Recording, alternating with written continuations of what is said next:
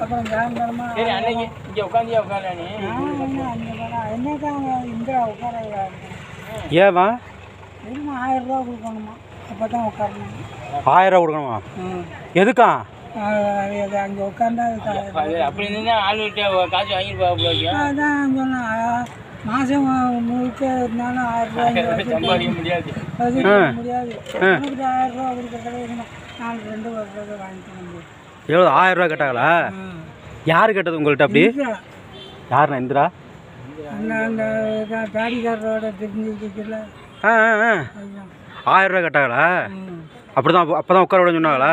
இந்த குரட்டு பொம்மலாம் 1000 ரூபா கொடுத்துட்டு தான் உட்காந்துருக்கான். அப்படியா? இந்த அங்கே உட்காந்துருக்கேன். அது 2000 ரூபா கொடுத்துட்டு உட்காந்து. யார் அந்த மூலையில் உட்காந்துருக்கேன்? இங்கே உட்காந்துருக்காங்க. இந்த மாற்றத்தை இவங்களா? ஐயா அதை கேளுங்க. எவ்வளோ கொடுத்தா இந்திரா கொடுத்தாரு?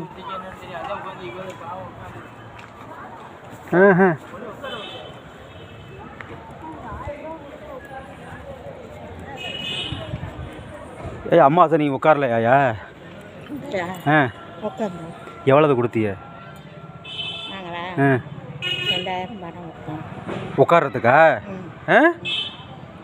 2000 ரூபா கொடுத்தீங்களா? 2000 ரூபா எங்கள் வீட்டுக்காருக்கு 1000 ரூபா, எனக்கு 1000 ரூபா கொடுத்தோம். சரி. இவரு வரல, அந்த அம்மா வரல. நாங்கள் 2 பேரும் கொடுக்கணும், கொண்டாட்டி கொடுத்தோம். ஆளுக்கு 1000 கொடுத்தீங்களா? உங்களுக்கு எவ்வளோ வந்துச்சு? எங்களுக்கு 1300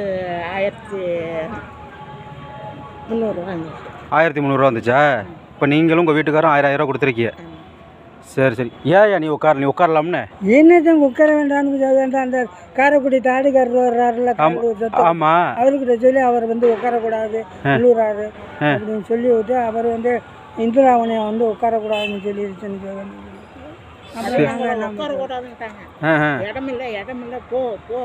இதே உட்கார வேண்டான்ட்டாங்க.